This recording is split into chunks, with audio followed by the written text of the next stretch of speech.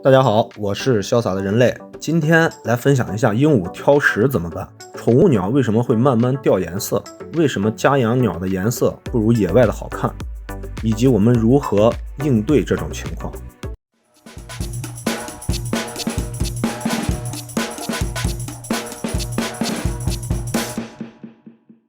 说起鸟褪色肯定有很多人遇到过。一只鸟养几年后，你就会发现它不如当初颜色那么亮，有的鸟1年就会褪色。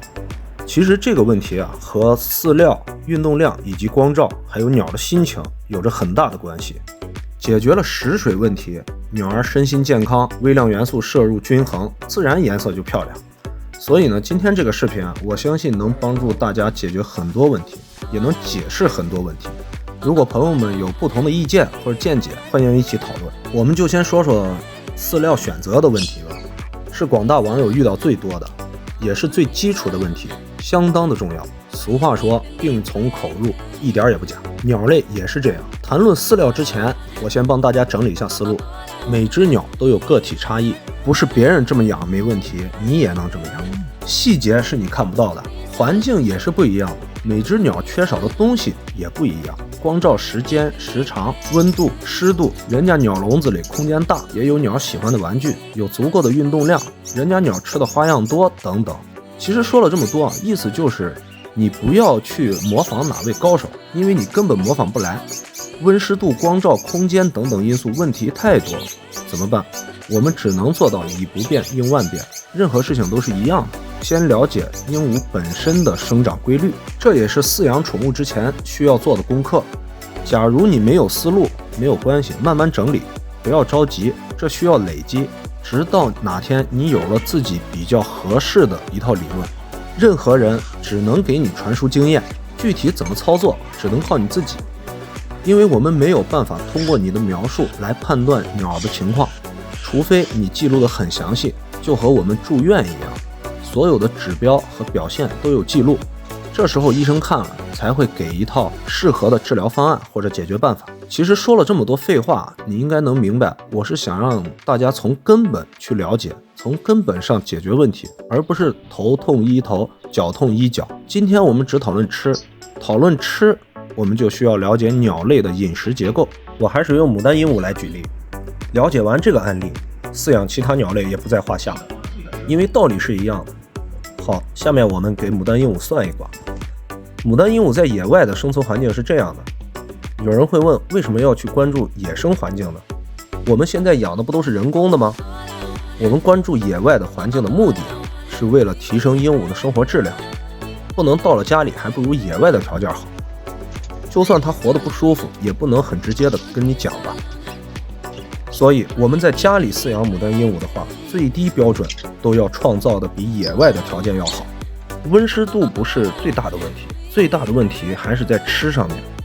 饲料的选择要多元化，我平时主要喂的就是这些，但是选择这些粮的时候一定要注意买质量好的，入口的东西一定要干净。我们人也是一样，来路不明的尽量别吃，要买干净的带密封包装的，这样起码知道这些东西已经经过了一轮筛检，而且有包装日期，任何东西放太久都是会变质的。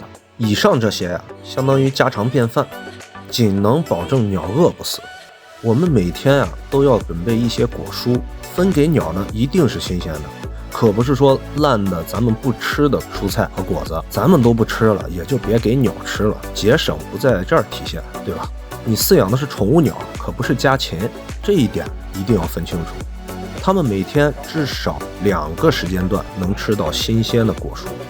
其实在我看来，果蔬才是真正的主食，没有果蔬相当于我们每天都在吃白饭。下来我们再选择一些下馆子的菜，观察一下自己家的鸟爱吃什么，再就是营养品和补品，这些东西很好的提升鸟儿的免疫力，比如墨鱼骨或者墨鱼骨粉，水溶钙也行，滋养丸之类的也要有，保健砂也得备上。总之市面上你能找到的鸟能吃的都可以尝试给它吃。这些东西选好了，下面就是怎么让它们吃的问题。最近好多朋友都问我说鸟挑食怎么办。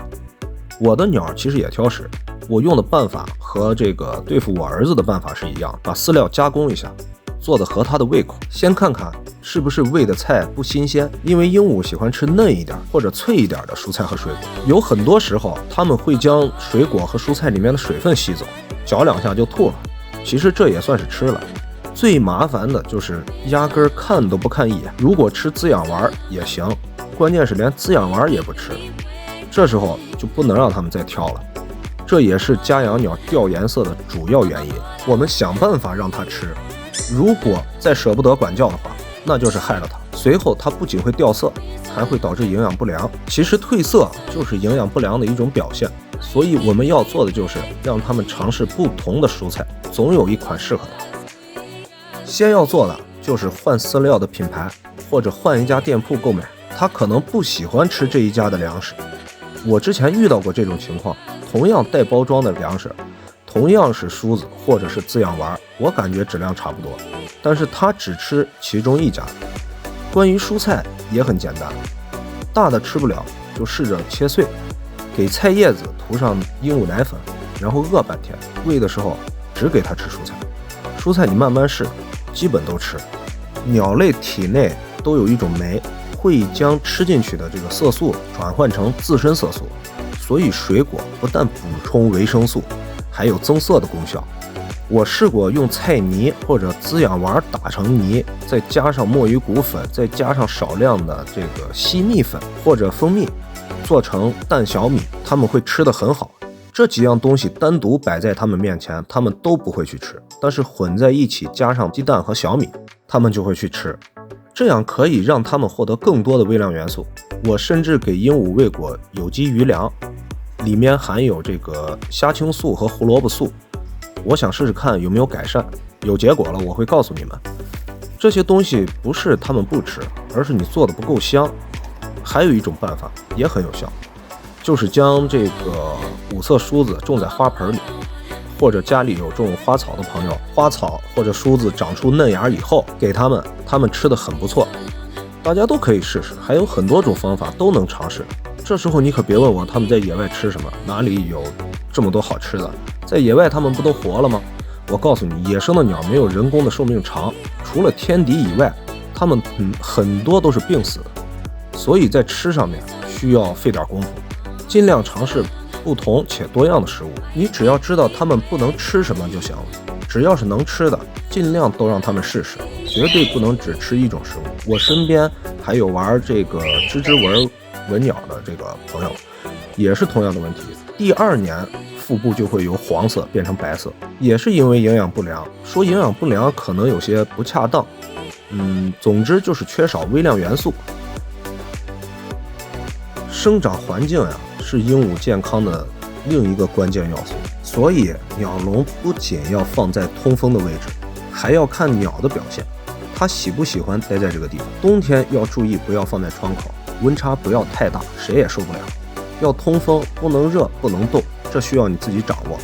再一个就是鸟笼里面的东西啊，鸟笼我认为是在合适的区域里越大越好，可以高一点，吃的东西放在下面，这无形中就让鸟增加了运动量。适当的鸟笼里放点攀爬的玩具，让它多娱乐多活动。在规划物品位置之前呀，参考一下别人的摆放。我发现好多人把鸟笼布置得像自己的卧室，鸟需要的是爬、跳、摇晃，飞的话就让鸟笼在外边飞。笼养鸟也不怕，时间久了它不会飞远，就在笼子周围飞，飞到其他地方不回去也不用害怕，你走过去将它赶回去就行了。这样放风时间久了，鸟儿也会很听话，明白自己出来也就这一会儿，它玩一会儿自己就回去了。同时你还能发现它对什么东西感兴趣，让它心情也能好一点，毕竟谁也不希望失去自由。